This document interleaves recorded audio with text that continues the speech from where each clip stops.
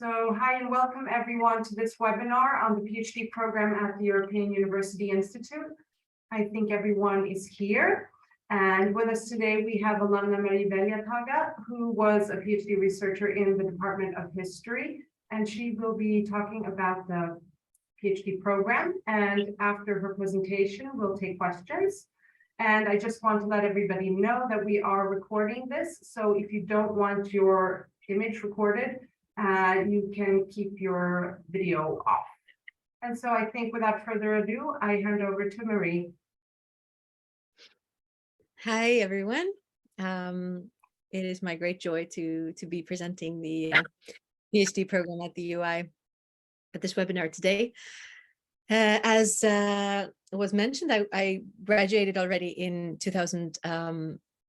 Well, I was a PhD researcher in history between 2010 and 2016, and I had my conferring ceremony in 2017. So it was already a while back, but since then, I feel like I've maintained a really close relationship with the Institute. I've been going back for all the major conferences and social events, and I've kept a kind of a close working link to the Institute as well. I'm still working with one of the historians at the history department, and I recently contributed a chapter to his collection. So I feel like I still am very much involved with the UI, that it is still my kind of home institution. So I hope you will permit me to talk about it, even though my graduation year is a little bit in the past by now.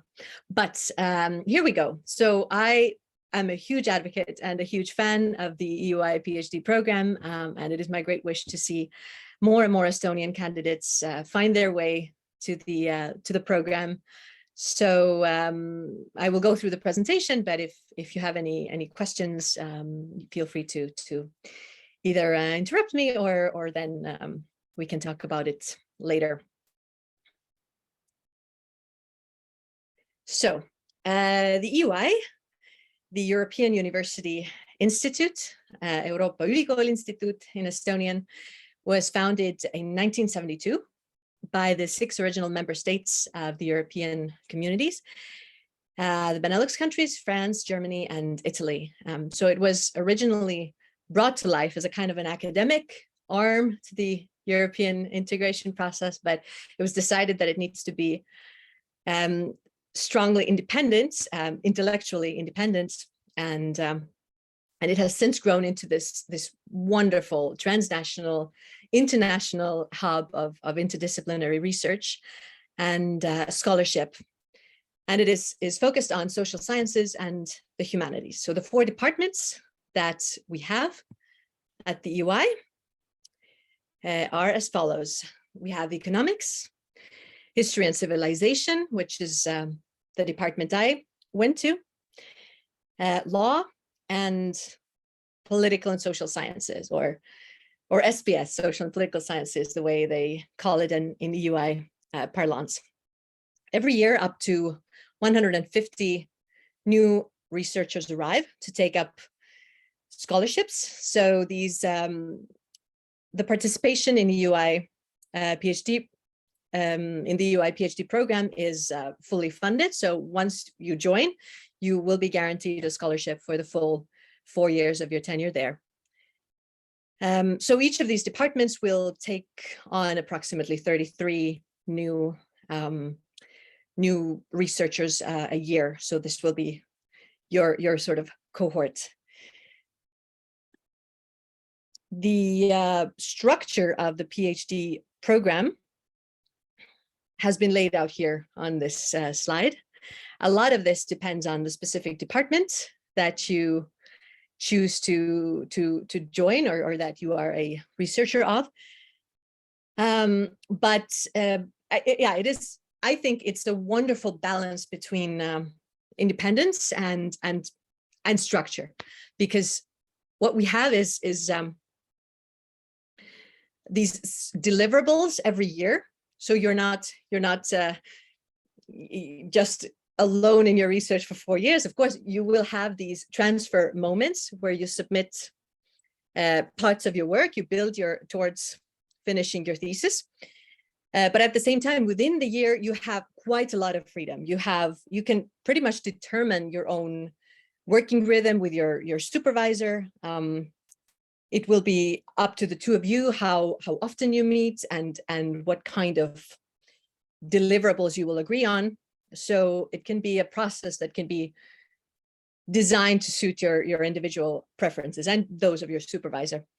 And I found that very rewarding, because I found that in the beginning I needed more guidance, but as this process went on, I wanted to kind of take longer periods of focus and research and then submit larger chunks of work, and that can all be accommodated. So what we see on this slide, so first, year one, you are laying the foundations of your doctoral work, and you also have courses that are taught, seminars defined by each department. In my personal experience in history, I had seminars in year one and year two. In year three, I already settled into my research project. I went to a research mission in Germany. And year four was all about revising and writing and completing the finished product. About the deliverables, at the end of my first year as a historian, and this was similar in law and SPS, social sciences, the economics department follows a slightly different rhythm and logic, but the three, law, SPS, and history, are quite similar, at least for the first part of the experience, as we shared a lot of this with us between the peers, and we talked about it a lot. So I saw that we were all in the same rhythm, more or less. At the end of first year, we had to submit what was called the June paper. So it was the first sort of transfer paper to take you from year one to year two. It was already, of course, a part of your thesis, but it can vary depending on what department you are in. Then year two, you submit 1/4 of your thesis. So you are already much more aware of where you are in terms of structure, what actually constitutes 1/4 of your thesis, what needs to be in there, and where you are going.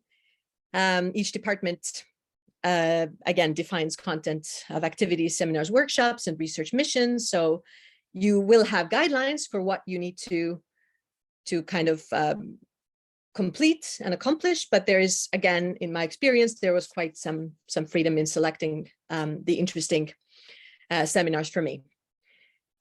At the end of year three, you deliver 2/3 of your thesis, which is this already feels like, okay, now we are really, we have completed a considerable amount of what is being done. And so that was probably the most, like the heaviest year in terms of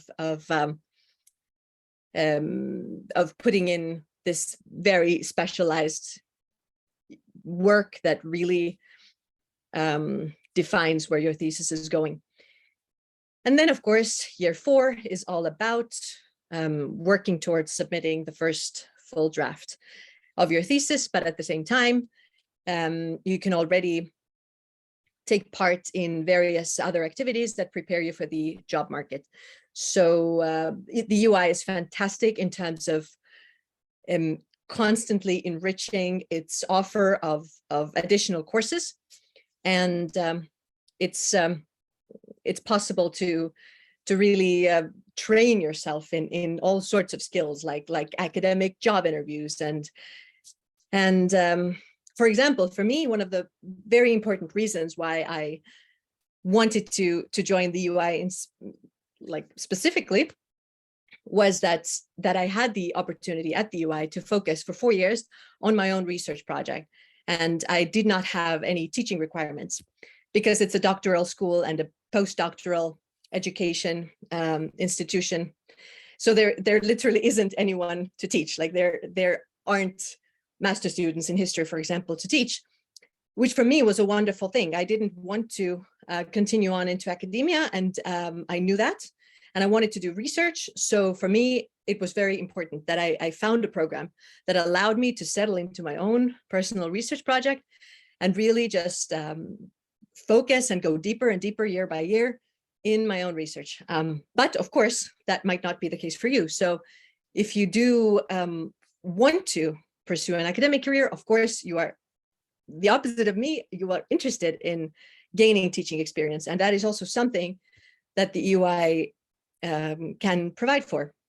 So back when I was studying there, they had, for example, the history department would have an agreement with the university in Florence that our researchers could give courses, and there is definitely teaching training available. So all these kind of job market related activities, you will also have access during your stay in the program. And I guess they will become more and more important, and they will be more and more on your mind as you near the end of the program. And in year 5, I mean, some people already defend in their year 4, but more often, I guess, it shifts into year 5. And this is where you submit your thesis, you have a defense, you may be required to introduce some changes and submit again, and then eventually you will have a defense and the award of the doctorate, and eventually you will have a conferring ceremony which happens once a year in June, and together with everybody that defended that year, you will have your wonderful diploma.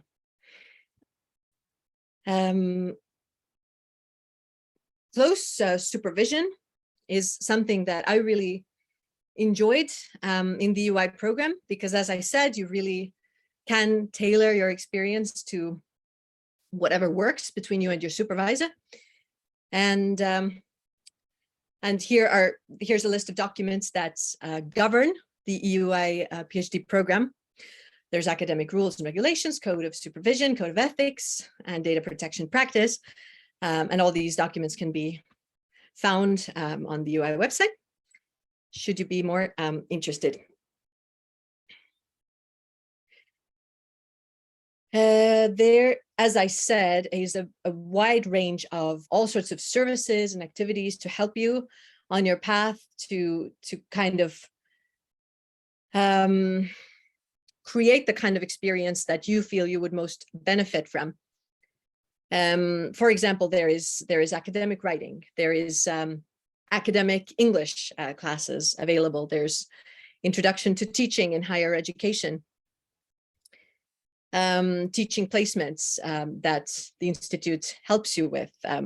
Also, I am still receiving these weekly communications from the Institute regarding all sorts of job vacancies and calls for papers and collaboration requests. So there's a rich network of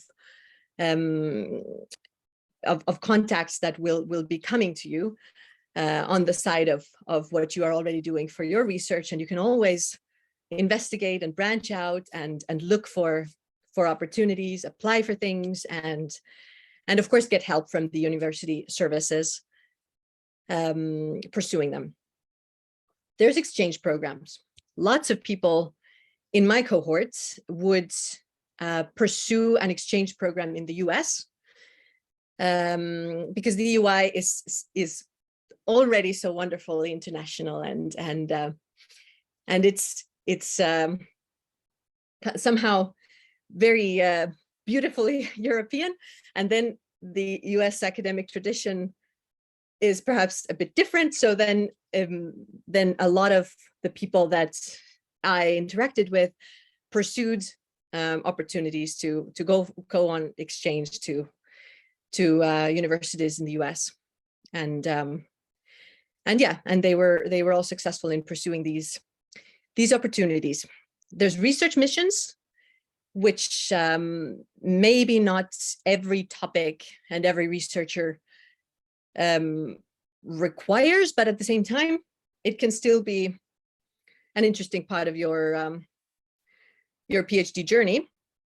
I was personally researching monuments and memory landscapes, and I didn't really see any immediate reason to go on a research mission in the beginning, but as my work progressed, I did discover an institute and an archive in Germany that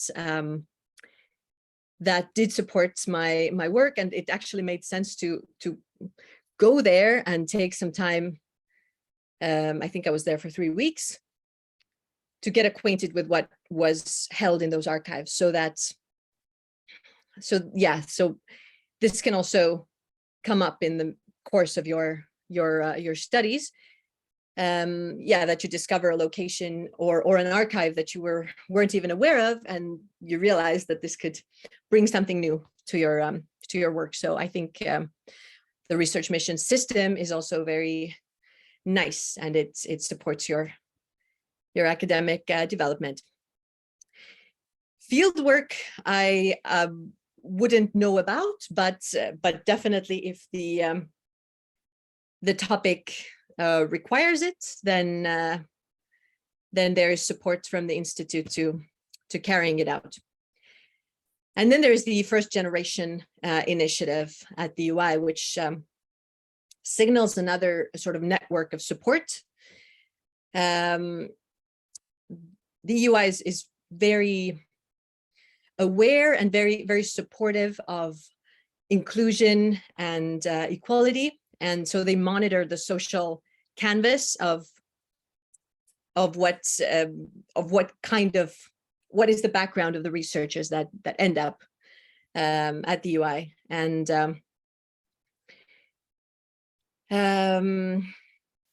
so I think the statistics are that 25% of the UI researchers currently are first generation degree holders in their family, and about 85% are first generation PhD holders or people pursuing a PhD in their family. So there's a network that they call the first generation initiative that supports the experience of being the first generation sort of scholar in your background, in your family. And it's really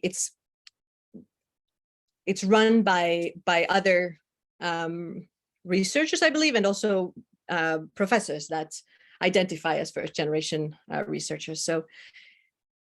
So if Hedda would like to add something to that, I think you got the gist of it. Thank you. Okay. Thank you. Okay, I will now say a few words about the career prospects. I remember when I interviewed for the UI, that was one of the questions I asked. I was really curious about where you can go or where people tend to go after they finish the program, because I knew that I was not going to go in the academic, like the purely academic direction, but I had the sense that probably most candidates will. And I was really curious about just statistics, where people end up. So maybe you are too. Let's look at some of the pie charts. This is the economics department. And here the section advancing to academic roles is the smallest of all the 4 departments, but it's still more than half. So 51% will end up in academia. A large chunk will go to international organizations, and 13%, the third biggest section, will go to the national central banks. There's also research private sector, and the European Central Bank, which is 1%, and national organizations. Here we have the history department graduates, and the academic portion is already bigger. Nearly 70% pursue academic roles. Then 2% go on to international organizations, 4% into museums, archives, libraries. This little section with 4%, this is my personal path as well. When I graduated, I was interested in 2 directions. I've always sort of been interested in having more than one path, and it has at times been hard for me to define my career path as one sort of concrete thing. Rather, it's always been two or more. But when I graduated, I had two very concrete directions in mind which I wanted to pursue. One was closely related to my PhD topic, which was memory studies, memory landscapes, and historical cultures. And so following in that vein, I started looking into public history. And I went to work for memory institutions. I went to work for the National Library of Estonia. And as a kind of a process that was part of that role, I worked on conceptualizing libraries as sites of public history processes. So libraries as fora for public history interactions, for where history is kind of created with the public, where the public can participate in history making or history writing, history information. And in that vein, today I am working at a museum for the Estonian Maritime Museum. And there I am tackling issues such as how to present the whole topic of colonialism to the Estonian public in an exhibit, or how to start the process of memory work for the ferry disaster that happened in Estonia in the 90s. My other interest when exiting the PhD program was cultural policy. And in that vein, I also did what this little 2%, the orange section does. I joined the European institution. So I went to work for the European Commission for a while in the cultural policy field. I worked in foreign external cultural relations, but also music policy. And in that vein, I pursued research as well, and I still do. And I ended up working with a think tank in Brussels on culture and climate change, for example. So this kind of interesting nexus in cultural policy.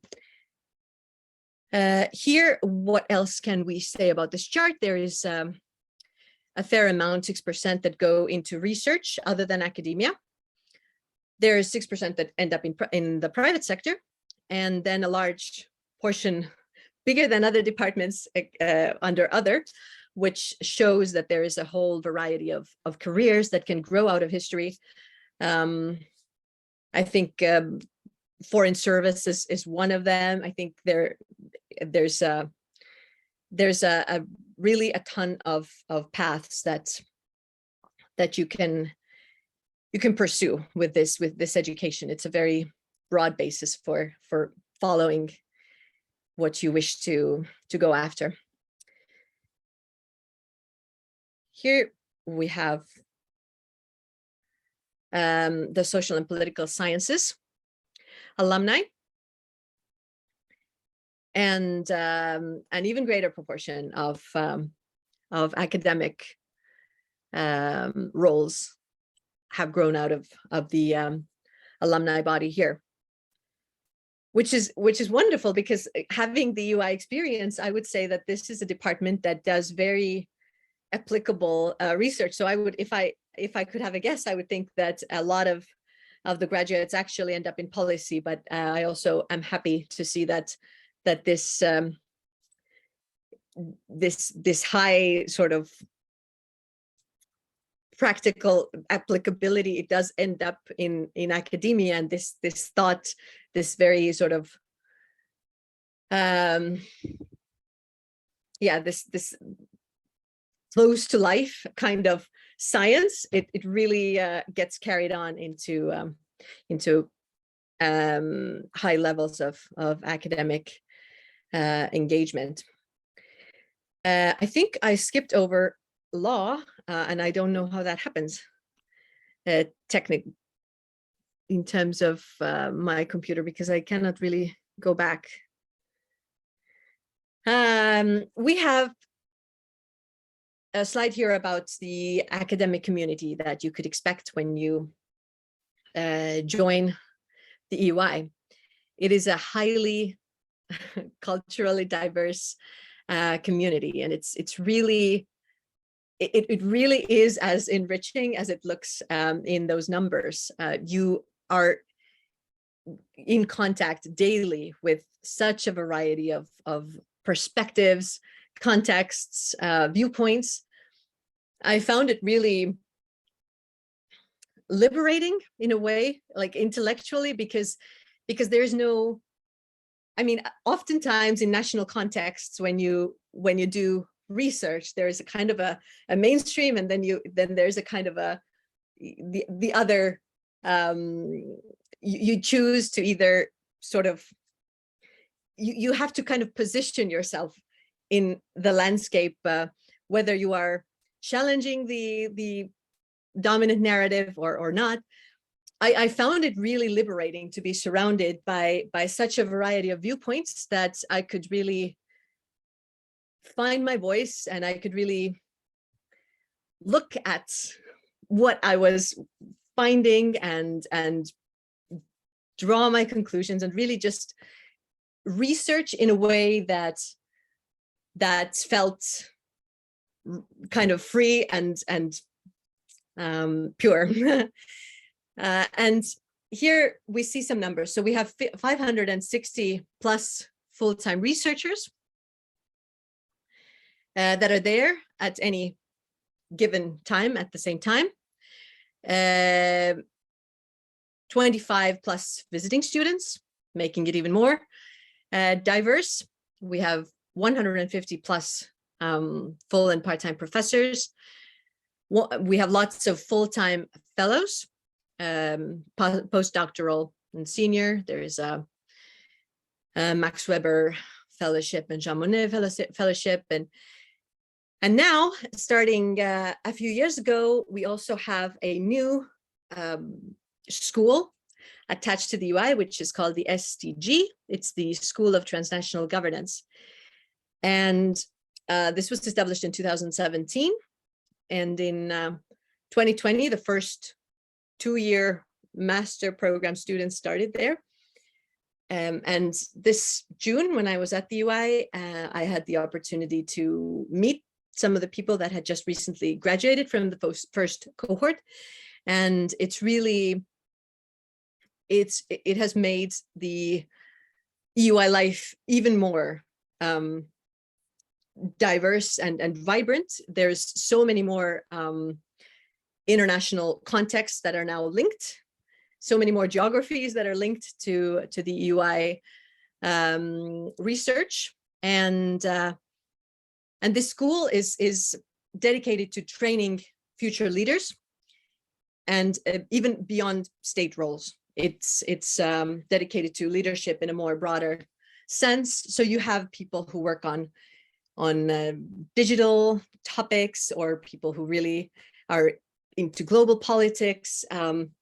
It's a really interesting mix of new people and new energy. And they also have executive education, for example. So it's not just the student vibe, but a much broader sort of mission.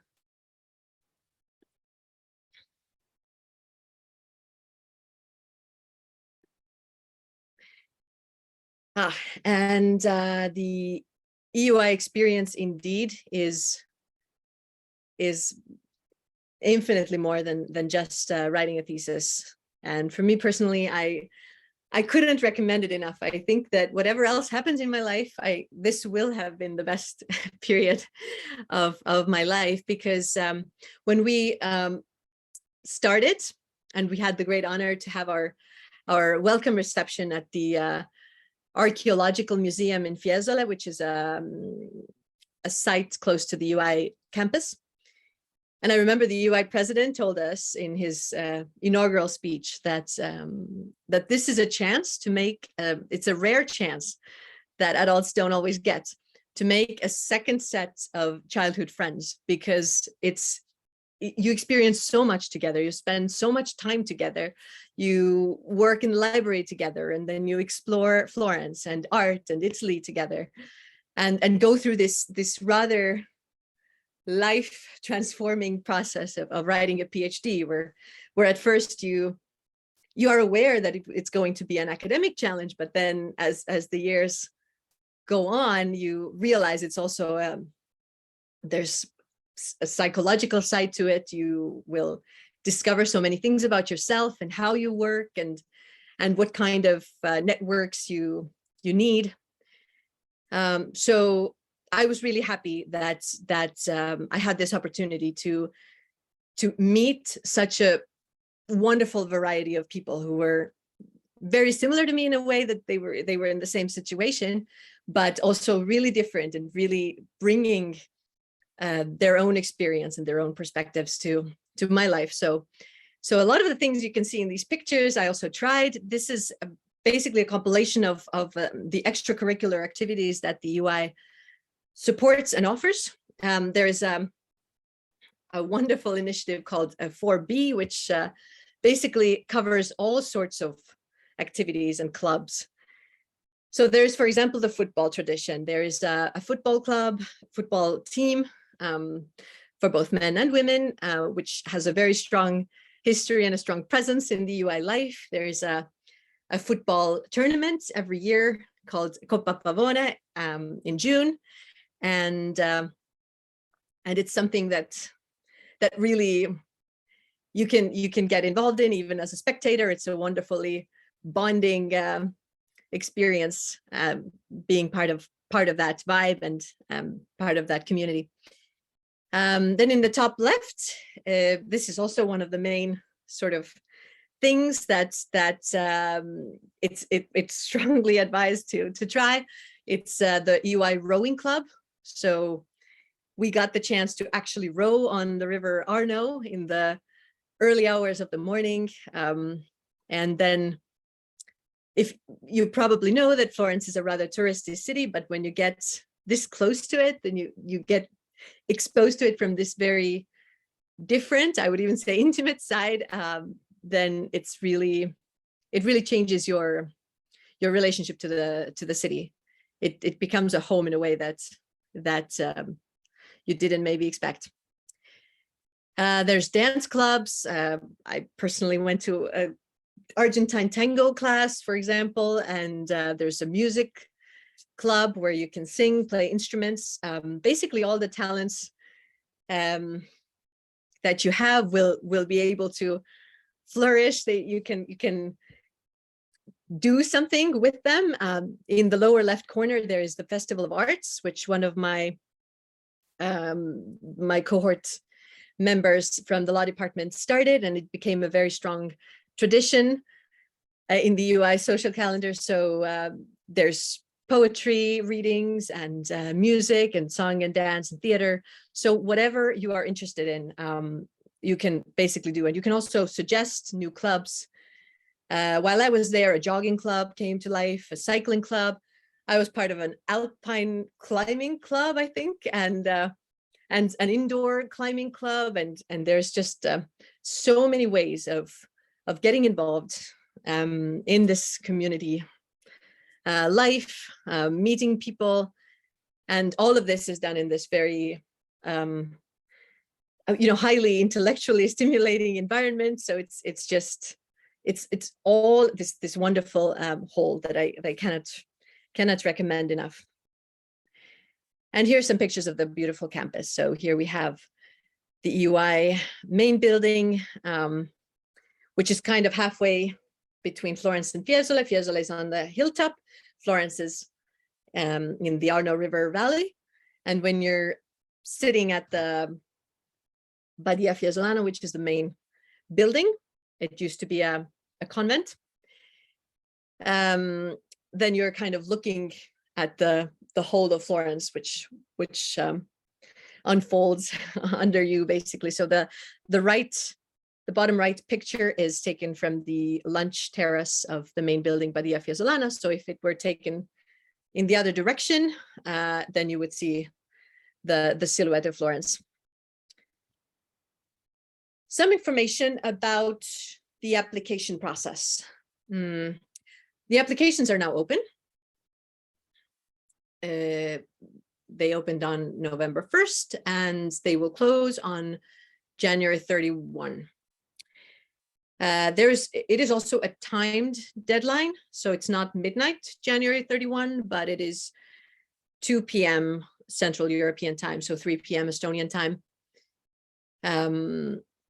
Speaking as someone who likes to use all the allotted time to work towards a goal, then yeah, it's good to pay close attention to these things. So 2 p.m.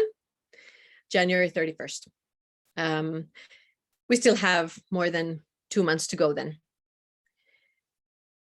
So after you submit your application, the UI will process the applications and come up with a pre-selection list, which will be communicated to you sometime in March. And between the 20th and the 23rd of March, there will be interviews. Decisions will be made soon after, and early April 2023, they will be communicated to you, or if you get placed on a reserve list, for example, you might have to wait longer to find out about admission. End of August, the last week of August, will be the time of the inaugural week, the first registration. And then in September, introductions start and the academic year begins. And the first weeks will be very, they will be this nice introduction into the university services, like the library, the academic service. There will be presentations for everything, and there's all sorts of structures set up to help you settle in. For example, there's a housing information desk where you can find some help in case you've just arrived in Italy and you don't speak Italian yet and you would like to find a place to stay outside of the UI housing, like in the center or somewhere. And actually these kind of services are also an interesting way to work with the UI later, because for example, I think during 2 years, I worked at this housing information desk, and there are lots of opportunities like that available to you as well, that you can pitch in and try working in one of the UI sort of support services, and it's always nice because you get to know, like for example, with the housing information, I got to know the people that showed up that were just new arrivals, and I got to sort of help them share my experience, and I kind of immediately felt at home with the new cohort after working there. Eligibility criteria. This is agreed by funding authorities, so this information is available under Estonia specifically. For Estonia, you'd need to be an Estonian citizen or an EU citizen residing in Estonia, or someone residing in Estonia on a long-term residence permit. Then selection criteria. Once you've submitted your application, these are the things that will be looked at. There is the academic record. You will have to send in your transcript of records from your previous higher education graduations. But this is something that all of us are probably already in possession of, so it maybe not the point that requires most time and effort. but still make sure you have all the records. Then the second point, quality of the research proposal. This is something that I personally worked the hardest on, for sure, because I had been away from the academic setting for a year and a half. So after my master's, I took a break and I worked for 2 years. And then when I knew I want to pursue a doctorate at the UI, I really started reading myself into my topic of choice and working on this research proposal. What you need there is a 6-page research proposal that basically states what you want to do in your thesis. When we arrived at the UI and we're sharing our first weeks with the peers, one of the main questions in everybody's head was, can we change it? Can we somehow change direction a little bit? Because more than 6 months had already passed since we submitted these proposals. And I mean, of course, there is this flexibility. The whole journey at the UI is designed to support your academic development and discovery, and of course there is space to kind of develop your proposal further or add, let's say, a comparative perspective. So in a way, it does not need to be, I mean, this would be my personal opinion, it does not need to be the final outline of what you're going to do, but it is important to show that you know how to write a research proposal. I think this is the main thing that that the selection board would look for, that you have an awareness of the body of scholarship that comes before you. You are referencing the works that somehow position you in this chosen field, and you have a take of your own. You know what you want to contribute to the field. The third point is potential supervision. This is something that's it plays an important role in the selection procedure. Me personally, I did not know this, so I didn't really do anything towards helping myself on this point. But it is, I mean, the way the process goes is that there will need to be a professor whose research interests kind of click with yours, and that professor will then say, okay, I will want to supervise this person, and that match needs to occur for there to be a decision for admission. Now, just to be clear, it is definitely not encouraged, and it is not allowed to contact professors beforehand. I mean, all communication regarding the admissions process will have to go through the admissions office.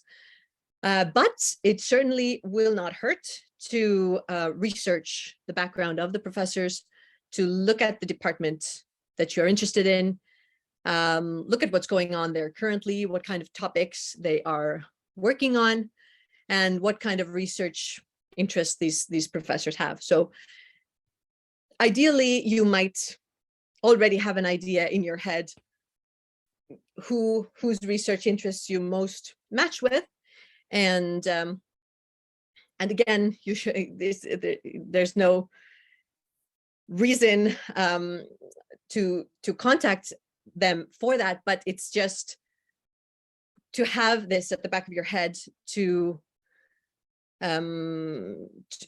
kind of, even when you're doing the last reading of your research proposal, to kind of have it at the back of your head. Okay, how do I fit into the work conducted at the department in this very moment, and what is it that I am bringing that is an extra sort of perspective?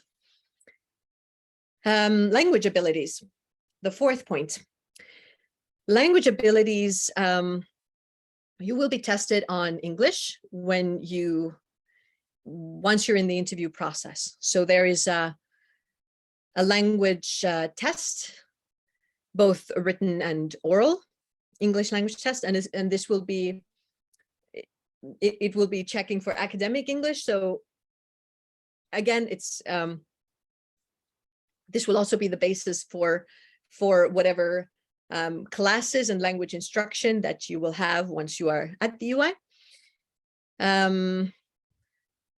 But yeah, it's really, even though it will be in an academic sort of vibe, I remember I was maybe not expecting this, but I remember that the English language oral test was quite like a second interview, because I was still talking about my research proposal and my research background, and the written test was an essay. So while it is sort of mimicking what you would do in an academic setting, you still need to, I mean, you can still relax into knowing that this portion of the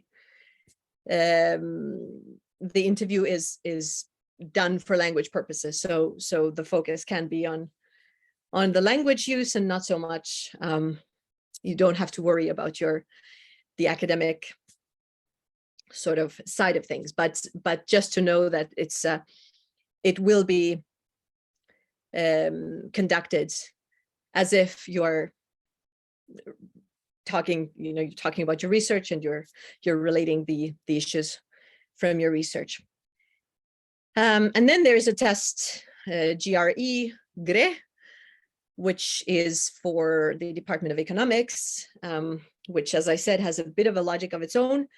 And so if you're an economist, you will probably know what that is. I actually don't, but it's an extra test. Here we have the admissions office contacts. So this is the email address you should use when wanting to ask additional questions. I'm sure everyone will be happy to learn about your interest in the UI program, and they will promptly reply. There's also a phone number, and of course the web pages, which I hope you're already familiar with. And this, I think, marks the end of my presentation. Thank you. So maybe we can open up the floor to some questions. You are welcome to either type them in the chat, or if you want to raise them vocally.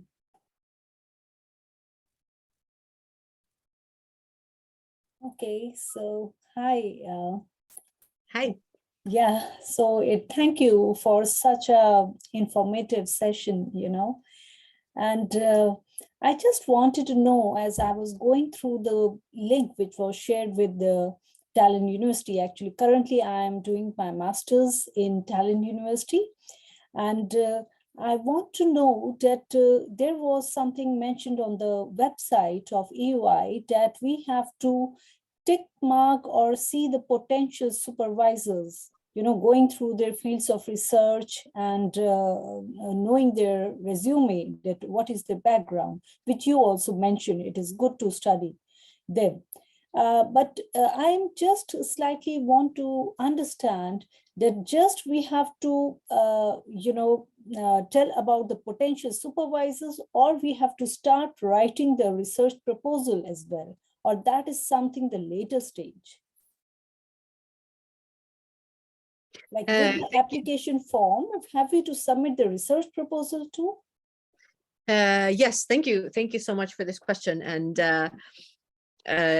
good to know that there's already really, you need to mark even the name of the professor. So I was not aware of that, and it's a new sort of development in the application process. But yes, you also need to submit a research proposal, which is a short summary of, or a short introduction into what you intend to do, the first sort of idea, with a bit of scholarly background and context and methodology, and a little bit of a bibliography as well already for indicating what like how you position yourself in this field. So indeed, there is also a research proposal requirement.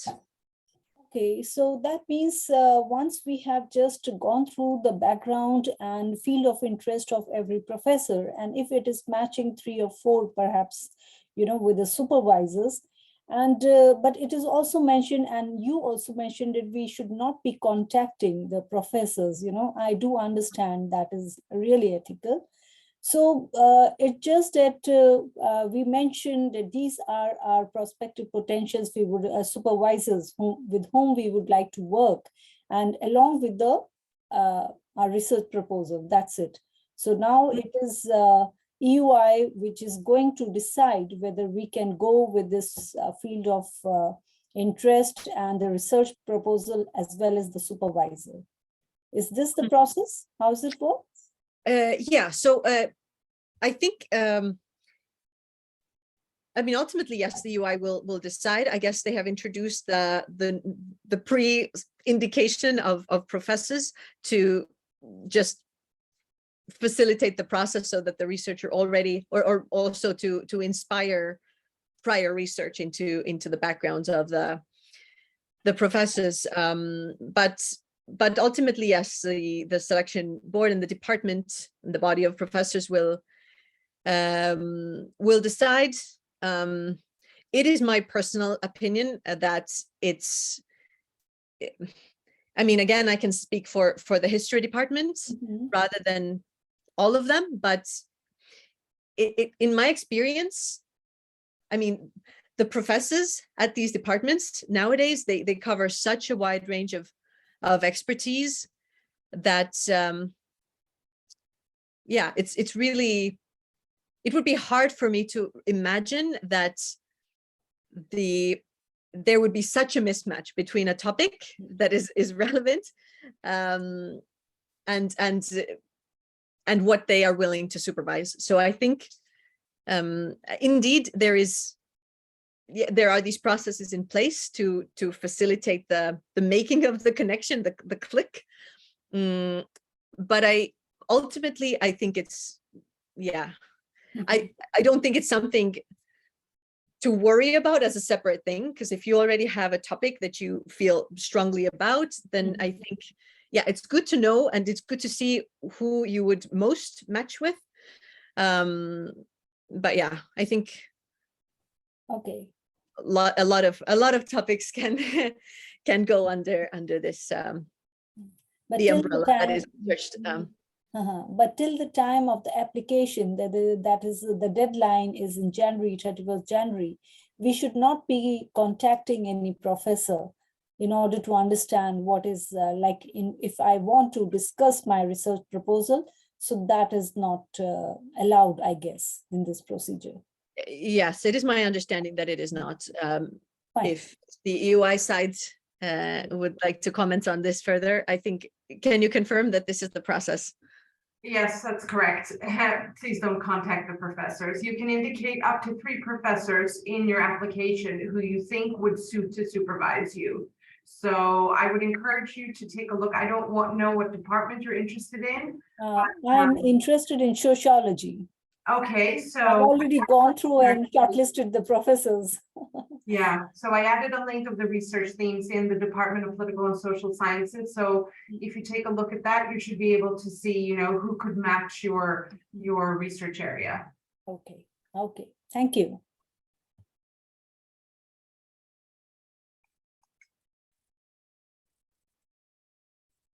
Any other questions?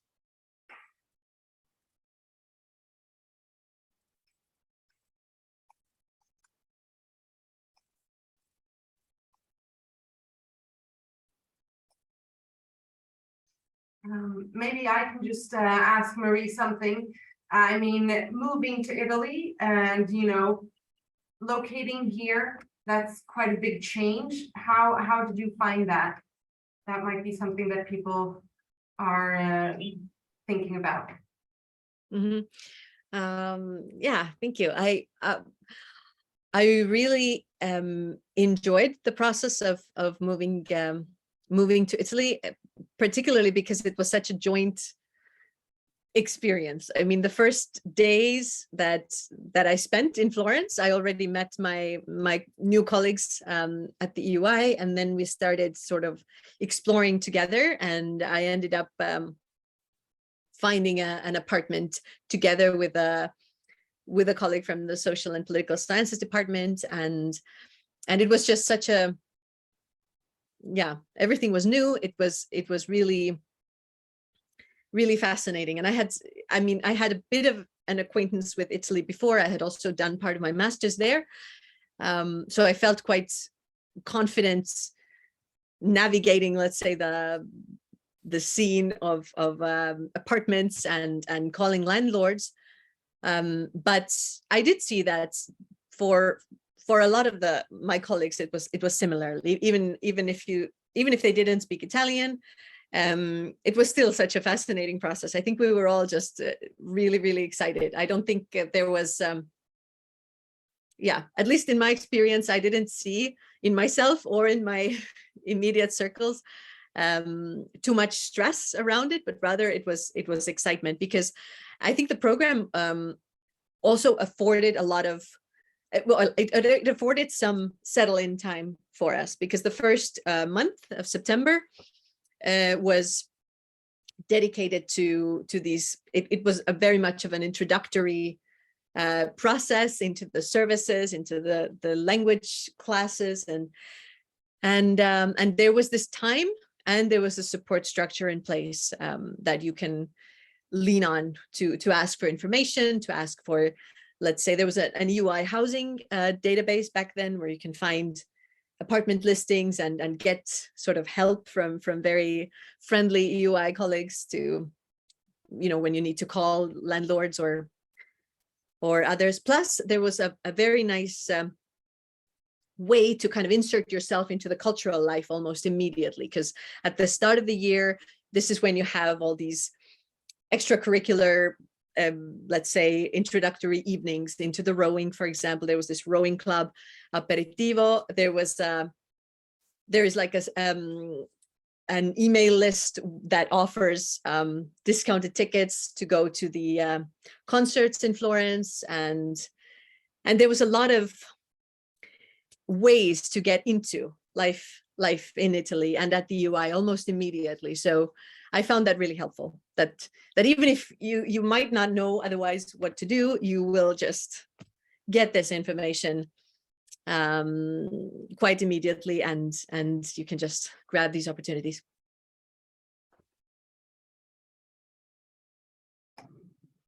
Great, thank you, Marie. Are there any other questions about any aspect of doing a PhD at the EUI application process or anything? Questions are welcome. I mean, one thing we didn't cover in this presentation is the Estonian grant rules and the particularities therein. So is this something that we should also talk about, perhaps? I think there is actually a representative from the Estonian Grant Authority in the audience who may be able to answer questions if there are any specific questions. Otherwise, I can also include the link to the website with information about the grant, and you're all also, of course, welcome to address these questions to our admissions office, who can provide detailed answers, and they are pretty quick to respond. So I think you will hear back from them within 24 hours. So I think, unless there are any specific questions about the grant at this stage, then maybe those can be addressed individually. Yes, there's a very good overview of the grant rules on the Estonian Grant Authority page, indeed. So it's very short and concise, and all the main points are there. Yeah, so I think this link will also be really helpful. So the main idea is that then the Estonian grant is linked to the your future plans. So that the hope is that your research and your future employment will also benefit Estonia, and it will, you will be asked to kind of phrase the link between what you are doing and how this sort of might affect life in Estonia. It's phrased in a quite a broad way, and I think again, it's not something that should intimidate you, but it's rather something to just to keep in mind. But yeah.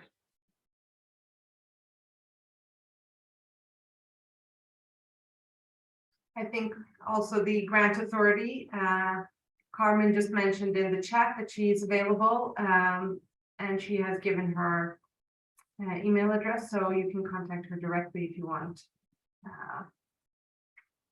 or need to have questions. If there are no further questions at this stage, and there was a link also, I think I would like to say thank you very much, Marie, for your very thorough presentation and for taking questions, for your availability. And thank you everyone for attending, and best of luck with your applications. And don't hesitate to contact the admissions office if you have any questions at all. And I will also send the PowerPoint to everyone who attended, so you can consult that later. Thank you so much, and really so much luck with going forward. I hope you do. I hope you submit an application, and I wish you all the best for it.